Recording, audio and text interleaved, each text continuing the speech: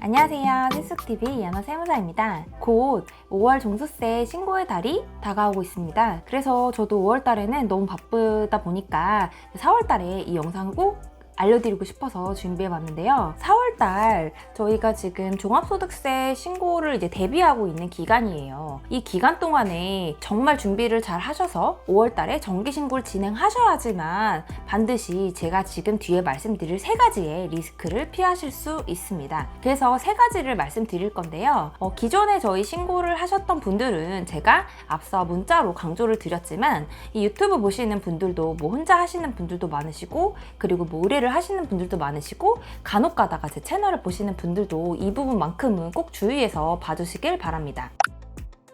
작년에 5월달 종합소득세 신고를 끝내고 한 해 동안 있었던 일을 잠시 설명해 드리려고 해요.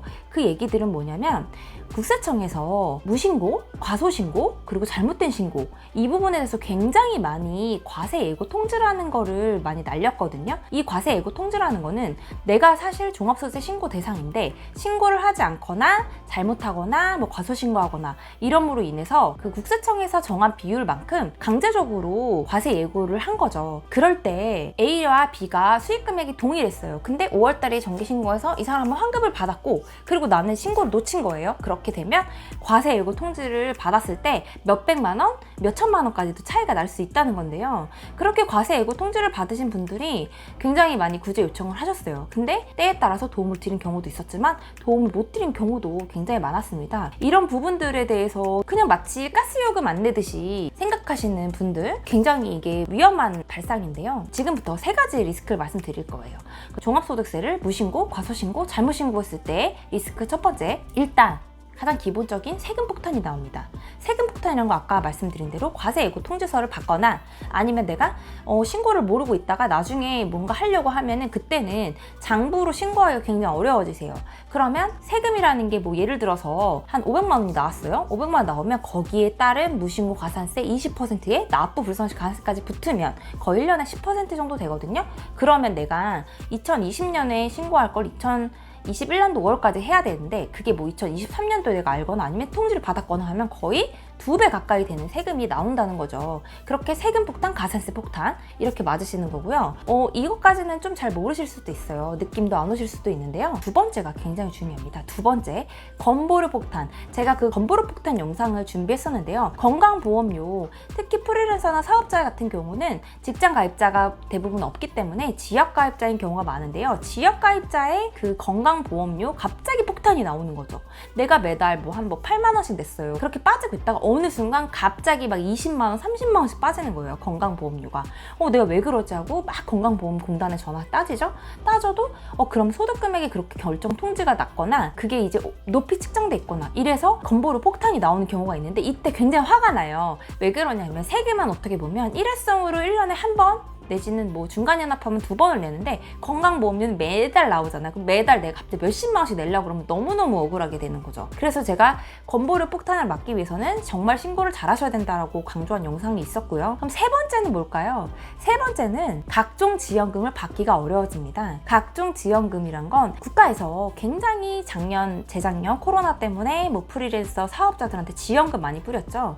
그때 그 지원금을 받으려고 할 때 분명히 나는 매출도 줄었고 수입도 줄었는데 그래서 나는 대상이 되는 줄 알고 이제 그 각 기관에 연락을 하는데 기록이 없는 거예요. 기록이 없다는 건 내가 신고를 안 한 거죠. 내 마음속으로는 나는 이미 수입이 줄었고 체감으로는 매출도 줄었어요. 하지만 이거를 신고를 안 한 경우에 그 지원금을 받기가 굉장히 어려워져요. 그러면 그때 돼서야 불이 나게 기한 후 신고를 의뢰하시거나 이렇게 되면 기한 후 신고를 하신다 하더라도 사실상 기한 후 신고하면 소득금액을 앞서 말씀드린 대로 정기 신고했을 때보다 분명히 높게 신고될 수밖에 없어요. 현실적으로.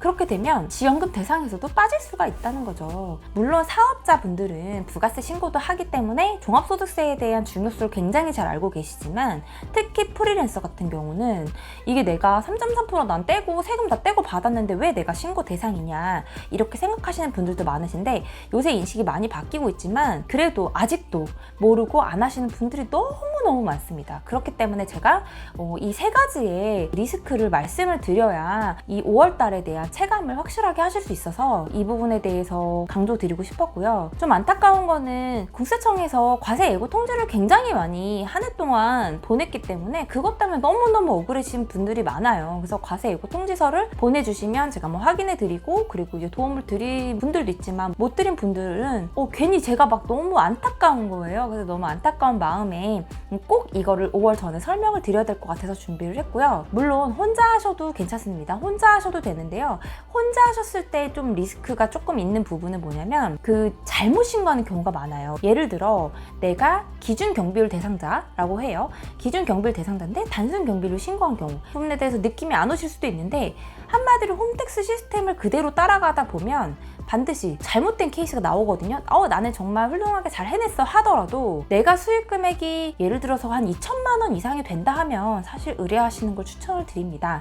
왜냐하면 수익 금액 2천만 원이고 프리랜서를 하더라도 사실상 세무 대리인의 수수료가 그렇게까지 비싸진 않아요. 그렇지만 그 이상의 혜택을 누릴 수 있다고 생각하기 때문에 혼자 하시는 것보다는 내가 단순 경비율이다 그렇게 통지를 받는 것 이외에는 웬만하면 세무 대리인을 활용하셔서 좀 세금 혜택도 받고 건보를 여러 가지 환급까지도 받으시는 상황이 오셨으면 좋겠습니다. 그리고 또 잘못 신고하는 경우 중에 내가 근로소득자인데 그리고 또 3.3% 소득도 있었어요. 요새 그런 분들 굉장히 많으시기 때문에 그럼 나는 연말정산을 했고 3.3%도 뗐는데 내가 왜 또 신고를 해야 됐냐.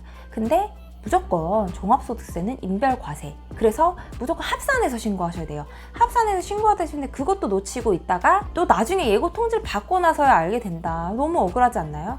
그래서 제가 세무사로서 정말 말씀드리고 싶은 게 5월달 저희도 굉장히 바쁘지만 지금 4월달에 이런 대비를 정말 잘 하시는 분들은 이 중요성에 대해서 잘 알고 계세요. 근데 그냥 내가 일하다가 하다가 안 하다 하시는 분들도 있고 내가 받았는지 안 받았는지 그런 것도 조금 체크가 안 되신 분들은 5월 1일 반드시 홈택스 로그인 하셔서 종합소득세 안내문 확인하시길 바랍니다. 그래서 내가 거기서 신고 안내 정보가 없다 하면 사실상 신고 대상이 아닐 확률이 높고요. 거기서 신고 안내 정보가 나오고 뭔가 신고를 해야 되는 상황이 온다 하면 그 부분은 어떻게든 꼭 신고를 진행하시기를 바라고요. 그런 마음에서 오늘 영상을 준비해 봤는데 이제 종합소득세 필요 서류에 대해서는 다시 한번 준비해서 올려보도록 하겠습니다. 감사합니다.